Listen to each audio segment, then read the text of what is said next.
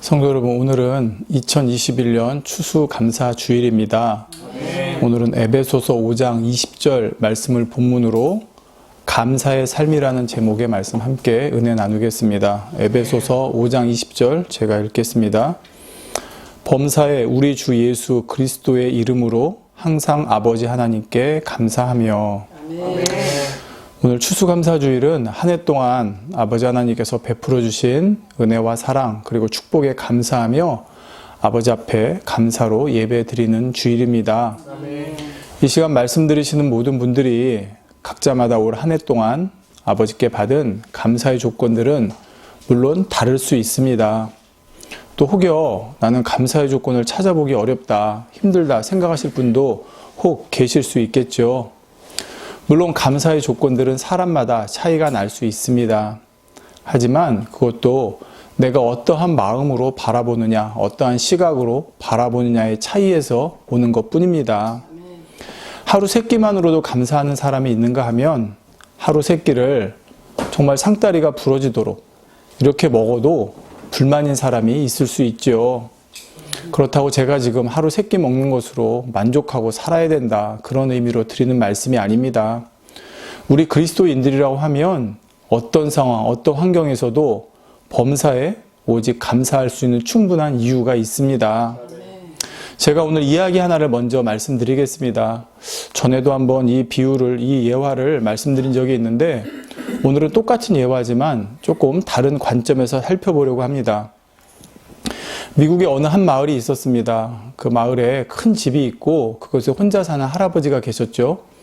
그 집 앞은 큰 공터가 있어서 아이들이 자주 그곳에 와서 시끄럽게 떠들고 놀았습니다. 그런데 어느 정도 떠들고 노는 건 용납이 되겠지만 너무 시끄럽게 떠들다 보니 하루는 할아버지가 나와서 아이들한테 부탁을 했죠. 얘들아, 여기 와서 노는 건 좋은데 너무 시끄럽게 떠드니 좀 조용히 해줄 수 없겠니? 이렇게 말을 했던 것입니다. 그러나 아이들은 오히려 그 이전보다 더 시끄럽게 떠들며 놀기 시작했습니다. 마치 할아버지를 조롱하듯이 말입니다. 이렇게 상황이 되자 이 할아버지는 한 가지 지혜로운 방법을 생각해내게 되었습니다. 그리고는 그 다음 날부터 집 앞에 와서 떠들며 노는 아이들에게 다가가 $1씩 그 손에 쥐어주는 것이었습니다. 그러면서 이렇게 말을 했죠. 얘들아, 이 할아버지가 늘 외롭게 혼자 지냈는데 너희들이 이렇게 와서 떠들며 놀아주니 참 좋구나. 내가 너희들한테 너무 고마워서 앞으로 너희들이 우리 집 앞에 와서 이렇게 떠들며 놀아줄 때마다 $1씩 주려고 한단다. 꼭 매일 와주렴, 이렇게 말을 했던 것입니다. 아이들 입장에서는 그 제안을 마다할 이유가 없었죠. 그리고 그 다음 날부터 아이들은 더 시끄럽게 그 집 앞에 와서 떠드는 것이었습니다. 자, 그렇게 며칠이 지나고 났을 때 할아버지가 여느 때와 같이 노는 아이들에게 다가가 그 손에 돈을 쥐어주었습니다. 그런데 그날은 $1가 아니라 50센트였죠. 그러면서 할아버지가 아이들에게 이렇게 말을 했습니다. 얘들아, 미안하구나. 내가 형편이 넉넉하지 못해서 앞으로는 너희들에게 50센트밖에 주지 못하겠다. 그래도 앞으로 와서 계속 지금처럼 이렇게 시끄럽게 떠들면서 놀아줄 거지? 꼭 부탁한단다. 이렇게 말을 했습니다. 그러자 아이들 중에 우두머리 같이 보이는 아이가 대답하기를, 싫어요. 우리를 뭘로 보시고 그러시는 거예요? 앞으로는 여기 안 올래요. 우리가 겨우 50센트 받고 이렇게 와서 놀아줄 것 같아요? 하고 아이들을 몰고 그 집을 떠났고 다시는 그 집 앞에 와서 놀지 않았다는 이야기입니다. 성도 여러분, 물론 이 이야기에서는 여러 가지 교훈을 얻을 수 있습니다. 그런데 오늘은 감사라는 관점에서 한번 살펴보려고 합니다. 자, 이 아이들은 할아버지로부터 $1를 받던 50센트를 받든 사실 그것은 자기들의 돈이 아닙니다. 그냥 자기들은 원래 하고 싶은 데에 와서 놀았을 뿐인데 꽁돈이 생긴 것이었죠. 그러니 할아버지가 얼마를 주든 액수에 상관없이 아이들은 그것을 받는 입장에서는 당연히 감사할 일이지 않겠습니까? 그런데도 처음에 주던 금액이 반으로 줄어들자 이 아이들은 거기에 불만을 표시합니다. 반으로 줄어 50센트라는 공돈이 여전히 생겼음에도 불구하고 감사는커녕 불평불만을 표시하더라는 것입니다. 마치 할아버지가 주는 돈이 당연한 것이고 그 돈이 처음부터 자기 돈인 양 말이죠. 그러니 할아버지가 1달러 주던 걸 50센트로 줄였을 때 마치 자기들은 무슨 손해라도 본 듯이 생각을 하더라는 말입니다. 자, 그렇다면 우리들은 이 아이들과 무엇이 다를까요? 우리도 이 땅에 태어날 때 가지고 온 것이 하나도 없습니다. 알몸으로 이 땅에 왔고 단돈 1원도 엄마 뱃속에서 가지고 나온 사람은 아무도 없죠. 그렇다면 태어난 이후로 우리가 먹고 입고 쓴 모든 것은 원래 내 것이 아니라는 결론입니다. 그렇다면 누군가로부터 공급받았겠죠. 누구일까요? 부모님이요? 아닙니다. 아버지 하나님이십니다. 부모님도 여전히 아무것도 가져오지 않았는데 하나님께서 공급해 주신 것이고 또 그 부모님의 부모님도 여전히 아무것도 가져온 것이 없었습니다. 이처럼 우리는 이 땅에 올 때 아무것도 가지고 온 것이 없고 우리가 이 땅에 우리 힘으로, 우리 노력으로, 우리 능력으로 마련해 놓은 것은 아무것도 없습니다. 결국 그 모든 것은 아버지 하나님께서 주신 것이죠. 우리가 태어나 먹고 있고 누린 것뿐만 아니라 공기도, 나무도, 풀도, 바다도, 강도, 새들도 모든 것은 내가 마련하거나 내가 만든 것이 아닙니다. 아버지 하나님께서 만들어 놓으셨고 우리는 그것을 누리고 있는 것입니다. 공짜로 말이죠. 이처럼 우리가 이 땅에 태어난 이후로 지금까지 또 지금 현재도 누리는 모든 것이 심지어 바다의 모래알 하나까지도 하나님으로부터 말미암지 않은 것은 없다는 사실입니다. 다만 우리가 각자의 형편과 조건에 따라 그것들을 누리며 살고 있는 것이죠. 어느 사람은 조금 더 많이 누릴 수 있고 어느 사람은 조금 적게 누릴 수 있지만 말입니다. 설령 어제까지 우리가 누리던 것이 오늘 갑자기 반으로 줄어들었다 해도 여전히 우리는 그 누리는 모든 것이 원래 내 것이 아니고 하나님께서 주신 것이라는 사실입니다. 그런데 마치 1달러 받다가 50센트 받더니 불만을 토로했던 아이들처럼 혹여 우리는 하나님께 받던 10가지가 5가지로 줄었다라고 해서 그것을 불평불만하고 있지는 않습니까? 마치 아이들이 1달러 받던 것을 2달러, 3달러 점점 늘어날 것으로 기대하고 또 그랬을 때 만족하는 것처럼 우리도 하나님께서 주시는 것들이 날마다 늘어나야만 좋아하고 혹여 조금이라도 줄어든다면 힘들어하고 원망하지는 않는지요. 성도 여러분, 우리 그리스도인들은 천지 만물을 창조하신 분이 하나님이라고 고백합니다. 즉 이 땅의 모든 것은 하나님께로부터 온 것이라는 고백이지요. 다만 우리가 잠시 이 땅에 사는 동안 하나님의 허락하심에 따라 하나님의 것을 맡아서 사용하거나 누리고 있는 것입니다. 그러다 결국 모든 것을 다시 다 내려놓아야 하죠. 그런데 하나님께서 어떤 사람에게는 좀 많이 맡겨놓으셨고 또 어떤 사람에게는 조금 적게 맡겨놓으셨을 수가 있습니다. 하지만 그것이 많든 적든 여전히 그 모든 것은 다 하나님의 것이라는 사실입니다. 우리는 이 땅에 사는 동안 잠시 그것을 맡고 있는 것뿐이고요. 우리가 이러한 사실 한 가지만 깨닫고 명심해도 우리는 이 땅에 사는 동안 모든 것에 감사를 잃지 않을 수가 있는 것입니다. 그럼에도 많은 사람들은 이 땅에 잠시 맡아서 사용하고 누리라고 주신 것을 어떻게든 더 많이 가져보겠다고 마치 영원히 내 소유인 것처럼 생각하는 경향이 있습니다. 그리고 그것이 자기 기대보다 또 자기가 원하는 것보다 적을 때는 낭망하고 좌절하고 원망하고 불평하죠.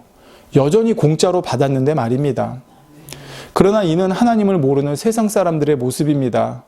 우리 믿는 사람들은 오늘 본문 말씀처럼 예수 그리스도의 이름으로 범사에 하나님께 감사해야 합니다. 왜냐하면 우린 예수 그리스도로 말미암아 하나님의 자녀가 되었기 때문이죠.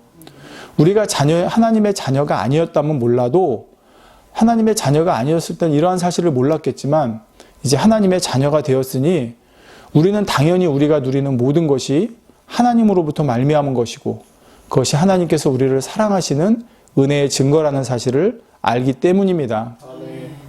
그래서 시편 50편 23절 전반절에 감사로 제사를 드리는 자가 나를 영화롭게 하나니 말씀한 대로 우리 그리스도인들은 항상 삶 가운데 감사로 하나님을 영화롭게 하는 삶을 살아야 하는 것이죠. 아멘. 자, 그렇다면 우리가 어떻게 이렇게 감사의 삶을 살 수 있을까요? 오늘 3가지로 살펴보도록 하겠습니다. 아멘. 먼저 첫 번째는 자족하는 마음을 가져야 합니다. 자, 자족하자는 말이 내 상황이 어렵고 가난하고 비참해도 그냥 무조건 감사해야 한다. 그런 의미로 이 말씀을 드리는 것이 아닙니다. 자족은요, 어떤 상황, 어떤 위치, 어떤 처지에 있든지 그것이 하나님께서 나에게 허락하신, 나에게 맡겨주신 것임을 믿는 것입니다.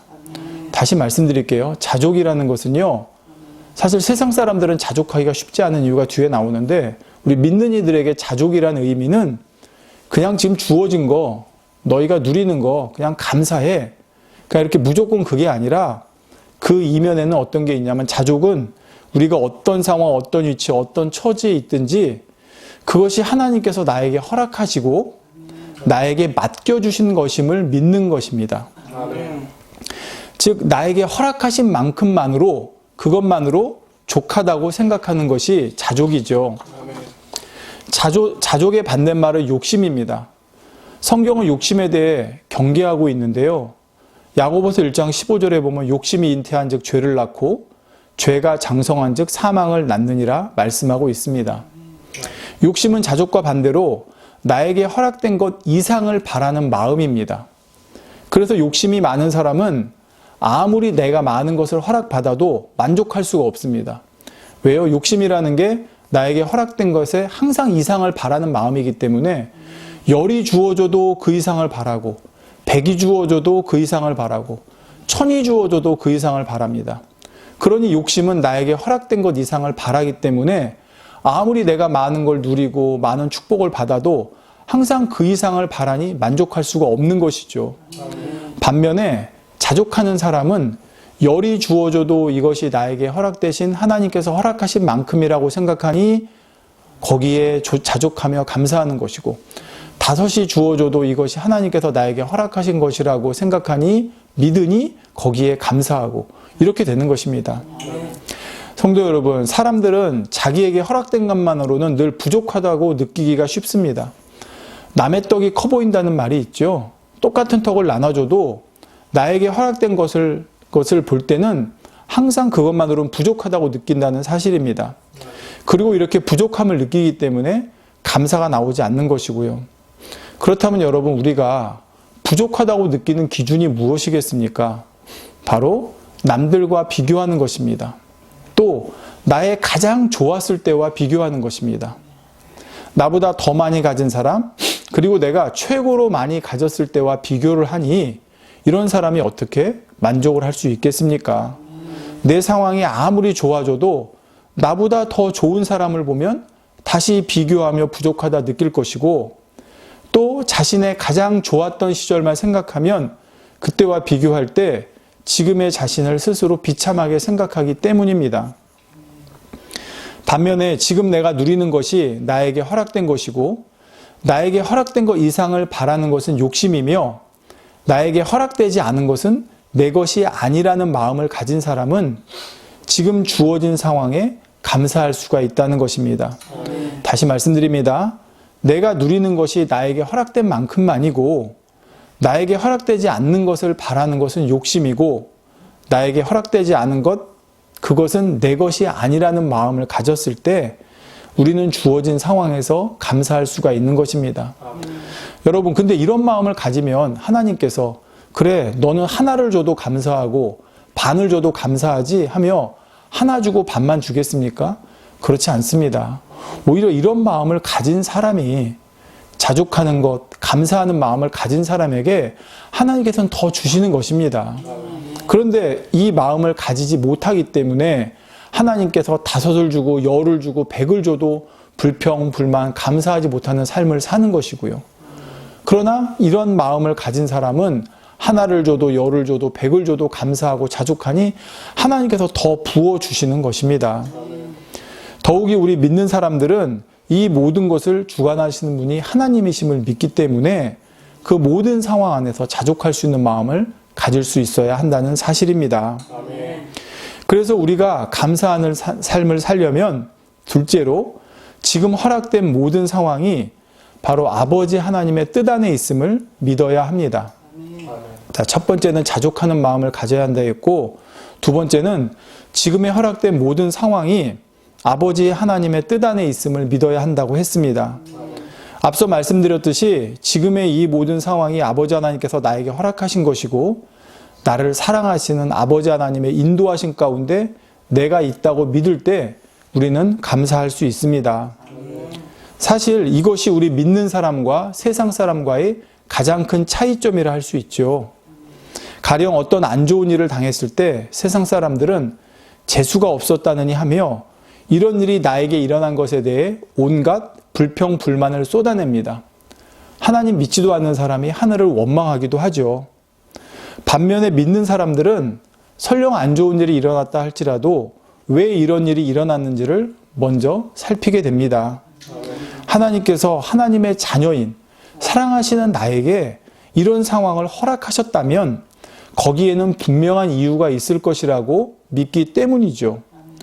그렇게 그 이유가 있음을 믿고 하나님께 궁구할 때 거기에서 우리는 하나님의 뜻을 찾게 되는 것입니다. 그럴 때 우리는 심지어 고난을 당하고 징계를 당하더라도 감사하게 됩니다. 시편 119편 71절에 고난 당한 것이 내게 유익이라 이로 인하여 내가 주의 율례를 배우게 되었나이다 했습니다. 앞서 말씀드린 대로 세상 사람들은 고난을 당하면 원망, 불평, 불만을 합니다. 하늘을 욕하죠. 자, 그러니 그들은 그렇게 끝나버리고 마는 것입니다. 하지만 우리 믿는 이들은 어떻다고 그랬습니까? 고난을 당했을 때 왜 내가 고난 당했는지를 생각하게 됩니다. 그러다 보니 이로 인해 내가 주의 율례를 배우게 되었구나 깨닫게 되는 것이죠. 그리고 결과적으로는 결국 이 고난도 나에게 유익이었다 고백을 하게 되는 것입니다. 똑같은 상황에서도 믿는 사람과 믿지 않는 사람의 이러한 큰 차이가 나온다는 사실입니다. 그렇다면 저와 여러분은 과연 고난당한 것이 내게 유익이라 이로 인하여 내가 주의 율례를 배우게 되었나이다 이런 고백을 할 수 있는 사람인지, 아니면 우리도 고난이나 어려움을 당할 때 똑같이 불평하고 불만하며 하나님을 원망하는 혹여 그런 모습은 아닌지 우리 자신의 모습을 한번 돌아볼 수가 있을 것이라고 생각합니다. 아멘. 자, 또 이런 경우도 있을 수 있습니다. 빌립보서 3장 7절에 그러나 무엇이든지 내게 유익하던 것을 내가 그리스도를 위하여 다 해로 여길 뿐더러 말씀하고 있습니다. 아무리 세상에 좋아 보이고 나에게 유익했던 것이라 할지라도 그것이 하나님의 뜻이 아니라면 모두 해로 여길 수 있는 것, 이것도 믿는 사람만이 할 수 있습니다. 가령 어린아이가 아주 재밌게 가지고 놀던 물건이 있는데 그것에 아이에게 해로운 것이 그 안에 섞여 있다고 생각해 보십시오. 부모님이 그 사실을 알면 어떻게 하겠습니까? 당장 그것을 빼앗겠죠. 그런데 이때 아무것도 모르는 아이는 부모님이 자기 것을 가져간다고 울고불고 난리를 칠 수가 있습니다. 자, 바로 내가 유익하게 여겼고 내가 좋게 여겼던 것이 하나님께서 그것을 나에게 해롭기 때문에 가져가셨을 때 믿지 않는 사람들, 정말 믿는다 할지라도 하나님을 모르고 오해하는 사람들은 이렇게 울고불고 난리를 친다는 것입니다. 자, 그러나 거기서 조금만 잘하면 어떻습니까? 이제는 부모님이 얘기를 할 때 알아듣는 나이가 되면 얘야 그거 너한테 해로운 것이란다 얘기를 해주고 이제 아빠한테 줄래? 그러면 줄 수 있다는 것이죠. 그 정도 수준만 돼도 말입니다. 더 나아가 장성한 자녀라고 하면 부모님이 어떤 이유를 대지 않고 야 그거 일로 줘라 했을 때 분명히 거기에는 이유가 있을 것이라고 믿기 때문에 기꺼이 부모님한테 내어드릴 수가 있는 것입니다. 자, 그렇다면 여러분 어떻습니까? 내가 좋게 여기던 거, 내가 유익하게 여기던 것이 어느 순간 사라졌습니다. 어느 순간 나에게서 멀어져 갔습니다. 그때 여러분은 이것이 오히려 나를 해롭게 하는 것이었구나라고 깨닫고 아버지 앞에 감사하는 그런 장성한 자녀가 되겠습니까? 아니면 왜 내 것 뺏어가요? 왜 나 좋아하는데 이거 가져가요? 하고 하나님은 줬다가 뺏으시는 분이에요? 이렇게 원망적인 소리로 하나님 앞에 불평, 불만을 늘어놓겠습니까? 과연 나는 어디에 속한 자녀의 모습인지요? 이처럼 부모님의 모든 행동에 분명히 나를 위해서 나에게 좋은 것을 주시기 위한 사랑과 거기에 아버지 하나님의 은혜가 담겨 있음을 깨닫는다면 우리는 어떤 상황을 허락하신다 할지라도 그것에 감사할 수가 있다는 사실입니다. 아멘. 성도 여러분, 예수님은 근본 하나님의 본체셨습니다. 그럼에도 하나님과 동등됨으로 여기지 아니하시고 이 땅에 오셔서 죽기까지 순종하셨다 말씀하고 있죠. 그런데 여러분 생각해 보십시오. 우리 사람 사이에 나랑 비슷한 위치, 나랑 비슷한 수준, 나랑 비슷한 힘을 가진 사람끼리는 왠지 뭔가 그 사이에 보이지 않는 뭔가의 미묘한 것이 있습니다.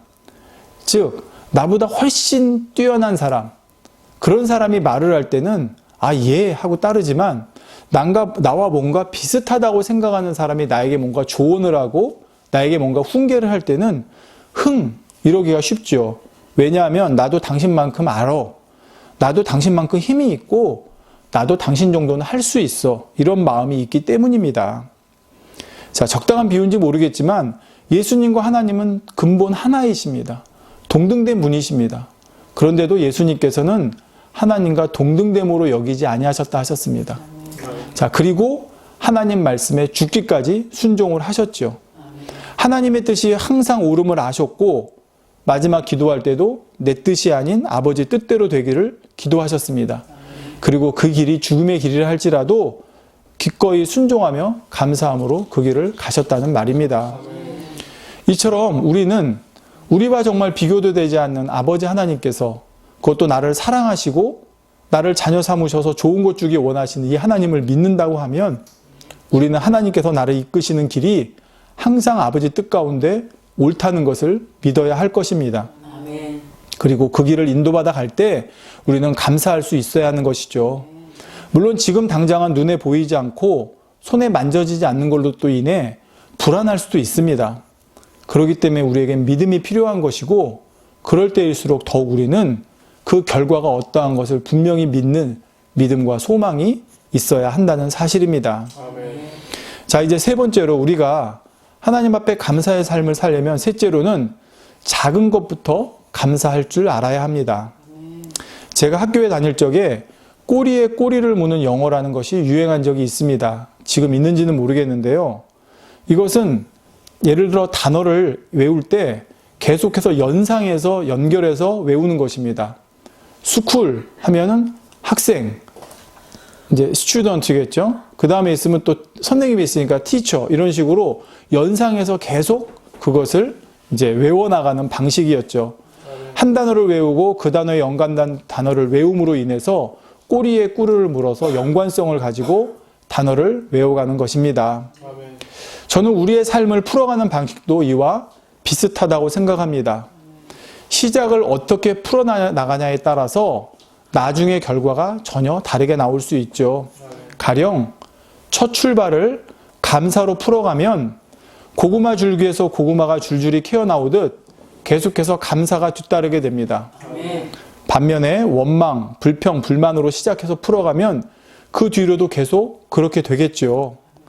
자, 부정적인 것을 계속 쌓아가다 보면 그 눈에는 부정적인 것과 연관된 것만 보이게 됩니다.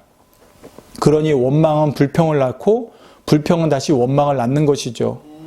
반면에 긍정적인 시각으로 바라보면 긍정적인 것과 연관된 것만 보입니다. 아까 꼬리에 꼬리를 무는 것처럼 부정적으로 생각하기 시작하면 거기에 계속 부정적인 것이 꼬리에 물어서 연관성을 가지고 눈에 보이기 시작한다는 겁니다. 반면에 긍정적인 것을 보기 시작하면 거기에 긍정적인 것이 연관성을 가지고 꼬리를 무는 것이고요. 성도 여러분, 이 세상의 모든 것은 하나님께로부터 왔고 우리에게 거저 주신 것이라 했습니다. 이토록 아름다운 하늘을 우리는 평생 공짜로 볼 수 있고 또 심지어 내가 심지도 가꾸지도 않은 푸른 숲과 꽃과 나무들을 우리는 누리며 살 수가 있습니다. 오늘처럼 미세먼지가 좀 심한 날은 그동안 하나님께서 우리에게 주신 맑고 신선한 공기를 마실 수 있다는 것이 얼마나 감사한지를 깨닫게 되죠. 원래 하나님께서 깨끗한 것을 주셨는데 우리 사람들이 이처럼 망쳐 놓은 것이 아니겠습니까? 이와 같이 우리가 누리고 있는 모든 것은 하나님의 작품이고 하나님의 선물들이라는 사실을 떠올려 보시기 바랍니다. 그리고 그 마음을 가지고 그대로 나의 삶을 다시 한번 조명해 보시기 바랍니다. 그러면 그 마음으로 나의 삶을 조명해 볼 때 내 삶 가운데 하나님께서 나에게 허락하여 주신 작은, 큰 크고 작은 많은 감사의 조건들이 보이기 시작할 것입니다. 그 마음으로 우리가 살아갈 때 삶 속에서 계속해서 우리는 감사가 뒤따르는 삶을 살 수가 있는 것이고요. 성도 여러분, 우리 믿는 사람들에게 최고의 감사가 무엇일까요? 바로 구원이고 천국입니다. 물론 믿는다 하면서 천국을 믿지 못하는 분들도 있겠지만 정말 천국을 믿는다면 이보다 더 좋은, 이보다 더 감사한 일이 어디 있겠습니까? 내 현실이 힘들고 어렵고 부정적인 상황들만 눈에 보이려고 할 때 우리에게 주어진 가장 큰 감사의 조건을 한번 떠올려 보시기 바랍니다. 그리고 그 마음을 가지고 다시 현실을 바라보시기 바랍니다. 그럴 때는 조금 전에 바라보던 것과는 달리 바로 내 삶 가운데 감사가 넘치는 기적이 일어나게 될 것입니다. 성도 여러분, 오늘은 추수감사 주일로서 보통 교단이나 종파마다 조금씩 다르긴 하지만 이런 절기를 맞이하면 성찬식을 하게 됩니다. 이 성찬식에 담긴 의미가 무엇이겠습니까? 예수님께서 친히 성찬의 의미를 알려주셨는데 우리가 성찬에서 먹고 마시는 떡과 포도주는 주님의 살과 피라고 말씀해 주셨습니다. 그리고 고린도전서 11장 24절에서 25절에 축사하시고 떼어 가라사대 이것은 너희를 위하는 내 몸이니 이것을 행하여 나를 기념하라 하시고 식후에 또한 이와 같이 잔을 가지시고 가라사대 이 잔은 내 피로 세운 새 언약이니 이것을 행하여 마실 때마다 나를 기념하라 하셨으니 말씀했습니다. 자, 모두가 기념하라는 말씀이 있습니다. 잊지 말고 마음에 간직하라는 뜻입니다. 자, 그렇다면 왜 이런 말씀을 주님께서 해주셨을까요? 제가 영화 이야기 하나를 말씀드리면서 비유를 들어보겠습니다. 예전에 어떤 영화에서 이런 내용이 있었습니다. 한 형사가 범죄 단체를 소탕하기 위해 그 범죄 조직에 위장으로 잠입하는 내용이 있었죠. 그 경찰 간부, 어떤 사람이 지시를 받고 이 사람이 마치 조폭인 것처럼 위장해서 그 단체에 들어가게 된 것입니다. 그리고 그렇게 들어가서 1년, 2년, 5년, 10년을 살아가다 보니 어느새 그 사람은 그러한 범죄 조직원의 삶에 젖어들고 말았죠. 말하는 것도, 생각하는 것도, 행동하는 것도 이제는 마치 범죄 조직원처럼 살고 있었던 것입니다. 자신이 형사라는 것을 망각한 채 말이죠. 물론 잊지는 않았겠지만 거의 망각한 것처럼 살고 있었던 것이죠. 그런데 이 사람에게 가끔 연락을 해서 만나는 사람이 있었습니다. 바로 그를 그 범죄 조직에 위장시켜서 집어넣은 경찰의 간부였죠. 그리고 이 사람은 그 경찰의 간부를 만날 때마다 아, 내가 경찰이었구나. 내가 경찰의 신분이었구나. 이것을 자각하게 되었던 것입니다. 성도 여러분, 제가 지금 이 이야기를 들은 이유가 우리의 처지도 비슷하다고 생각하기 때문입니다. 우리가 돌아갈 본향은 아버지 하나님께서 계신 하늘나라입니다. 우리는 주님을 영접해서 하나님의 자녀가 되었고 하늘나라 시민권을 가지게 되었습니다. 그런데 우리는 여전히 육신을 입고 이 땅에 살아가고 있죠. 그러다 보니 가끔은 내가 하나님의 나라의 백성인 것도, 내가 하나님의 자녀인 것도, 내가 하나님의 나라의 시민권자를 가진 사람으로 살아가는 것도 잊어버린 채 이 땅의 삶에 빠져 동화되어 버리는 경우가 있는 것입니다.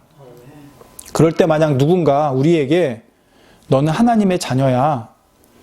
너는 하늘나라 시민권을 가진 하늘나라 백성이야. 이 세상에 살고 있지만 네가 어떠한 신분인지를 절대 잊으면 안 돼.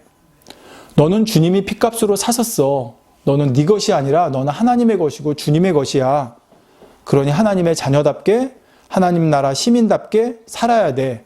이렇게 말해준다면 어떨까요? 저는 바로 이 성찬식이 그러한 의미가 아닌가 생각합니다. 우리가 주님 만나는 그날까지 이 땅에 사는 동안 결코 우리가 구원받은 하나님의 자녀라는 사실을 잊지 말고 기념하라 하셨습니다. 잊지 말고 마음에 간직하는 것입니다. 아, 주님의 그 살이 찢어지고 모든 피를 쏟는 그 고난으로 나를 사셨구나. 나는 내 것이 아니라 주님의 것이고 나는 이 땅에 속한 자가 아니라 하늘에 속한 자구나. 그것을 잊지 말라는 것입니다. 주님께서 우리를 핏값으로 사셨음을 기억하고 꼭 명심하라고 당부하고 계신 것이죠. 우리는 나의 것이 아니라 주님의 것이기 때문입니다. 그리고 더 나아가 우리는 이 성찬식을 통해 주님과 하나가 됩니다. 갈라디아서 3장 27절에 누구든지 그리스도와 합하여 세례를 받은 자는 그리스도로 옷 입었느니라 했습니다.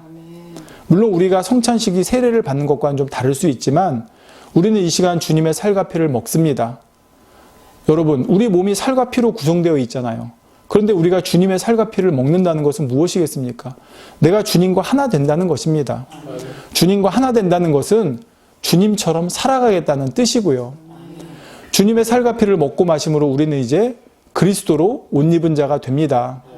내 힘과 능력으로는 주님처럼 살아갈 수 없지만 이렇게 주님의 살과 피를 먹고 마심으로 주님의 그리스도로 옷 입었을 때 우리는 주님과 하나 되어 내 능력이 아닌 주님의 능력으로 주님을 닮아 살아갈 수가 있게 되는 것입니다. 바로 오늘 성찬식에 이러한 의미가 담겨 있는 것이죠. 이 시간 이 말씀을 들으시는 분들 중에 혹여 주일날 들으신다면 혹여 그런데 온라인으로 예배를 드리시고 교회에 참여를 못하셔서 예배에 참여 못하셔서 성찬식을 못하셨다고 하면 오늘 저는 주일이라도 괜찮습니다. 얼른 주변 빵집 가셔서 카스테라 하나 사시고 또 마트에서 포도주스 하나 사셨으면 좋겠습니다. 이건 주일을 어기는 것이 아닙니다. 내가 오늘 성찬식이 이런 의미가 있구나, 이렇게 중요하구나 깨달았으면 오늘 이 절기를 맞아서 아버지 하나님 앞에 혼자라도 경건하게 성찬식을 할 수 있지가 않겠습니까? 꼭 어떤 목사님이, 어떤 전도사님이, 장로님이 집례하는 성찬식이 아니라 할지라도 성찬식은 누가 어떻게 하느냐 형식이 중요한 게 아니라 거기에 담긴 의미가 중요한 것이고 오늘 이런 의미가 있는 성찬식이었네라고 깨달았으면 나 혼자라도 할 수가 있는 것입니다. 고린도전서 11장에 보면 성찬에 대한 내용이 나옵니다. 그걸 읽으시면서 스스로라도 성찬을 하시기 바랍니다. 그래서 주님과 하나 되는 행복한 체험을 꼭 누리시기 바라고요. 저희도 이제 오늘 이 말씀이 끝나고 나면 또 저희 가정에서도 성찬식을 할 예정입니다. 그렇게 해서 정말 주님과 하나 되는 행복한 체험을 누리시고 뿐만 아니라 내가 이제 주님과 하나 되어 다시 주님의 능력으로 살아가겠다고 다짐하는, 그래서 그리스도로 옷 입은 거룩한 하나님의 자녀로 살아가겠다 다짐하는 저와 여러분 모두가 되시기를 주님의 이름으로 축원드립니다. 아멘. 기도하겠습니다. 사랑이 좋으신 아버지, 감사를 드립니다. 오늘 2021년도 추수감사주일을 맞이해서 이렇게 아버지 앞에 감사하는 삶이라는 제목으로 함께 은혜를 나누었습니다. 아버지, 우리가 이 땅에 누리는 모든 것, 제가 지금 입고 있는 것, 제가 지금 먹고 있는 것, 제가 지금 이 땅에 살며 누리는 모든 것, 그 모든 것이 다 아버지께로부터 왔습니다. 하늘도, 공기도, 바람도, 구름도, 해도, 풀도, 나무도, 모든 것이 다 아버지께서 주신 것입니다. 우리가 휴가철에 저기 동해바다에 가서 모래사장에서 마음껏 모래를 휘집으며 놀 때 그 모래 하나하나도 우리가 돈 주고 사서 거기 깔은 것이 아니라 아버지가 거기 마련해 놓은 것을 우리는 누리는 것입니다. 아버지, 돌아보니 우리가 이 땅에 태어나 지금까지 누리는 모든 것 전부 다 아버지가 주신 것임을 깨닫게 됩니다. 감사합니다. 그런데 그것이 조금 많고 적다고 해서 아버지, 그것에 좋아했다가 슬퍼했다가 원망했다가 감사했다 불평했다, 아버지, 이러한 삶을 사는 어리석은 모습이었음을 깨닫습니다. 아버지, 이제 모든 것에 정말 감사할 수 있고 그것이 아버지께서 나에게 허락하신, 왜요? 그만큼 허락하셨을 때 나에게 가장 좋은 것이니 또 아버지가 허락하시는 것입니다. 그러면 그렇게 허락하신 것 그대로만 살아야 된다는 것이 아니라 그런 마음으로 살아갈 때 아버지가 왜 거기에 더 넘치도록 주시지 않겠습니까? 아버지, 우리의 마음이 어떠해야 되는지를 오늘 다시 한번 깨닫고 정말 작은 거 하나에서부터 감사하며 살아가는 우리의 삶이 되게 도와주시옵소서. 또한 성찬식에 어떤 의미가 담겨 있는지를 오늘 잠깐 살펴보았습니다. 아버지, 이 성찬을 통해서 정말 우리가 이 땅에 살아가는 동안 내가 누구에게 속한 자이고 내가 어떻게 살아가야 되는지를 다시 한번 오늘 성찬을 하면서 깨닫고 다짐하는 시간 될 수 있도록 도우시고 함께해 주시옵소서. 주님의 살과 피를 먹고 마실 때 내 능력과 내 힘으로 할 수 없지만 주님의 능력으로 하나 될 수 있는 것, 바로 주님의 능력으로 하나 되어져서 주님의 능력으로 할 수 있는, 그렇게 살아갈 수 있는, 주님의 자녀답게 살아갈 수 있는 우리 모두가 될 수 있도록 주여 도우시고 함께 해주시기 원합니다. 2021년 한 해 동안 코로나와 여러 경제적인 어려운 상황 가운데서도 지켜주시고 은혜 주신 아버지 감사합니다. 2021년 아름답게 잘 마무리하게 하시고 또 2022년을 맞이할 때 아버지 그때가 어떤 또 새로운 어떤 커다란 뭔가 큰 변화가 있어서가 아니라 우리에게 허락되어 준 하루하루 한 해 한 해 정말 주님 만나는 그날이 점점 가까워지고 있는데 그 모든 시간들을 더욱더 감사와 더욱더 소중하게 여기며 살아가는 우리 모두가 될 수 있도록 도와주시옵소서. 우리 주 예수 그리스도의 이름으로 간절히 기도드리옵나이다. 아멘.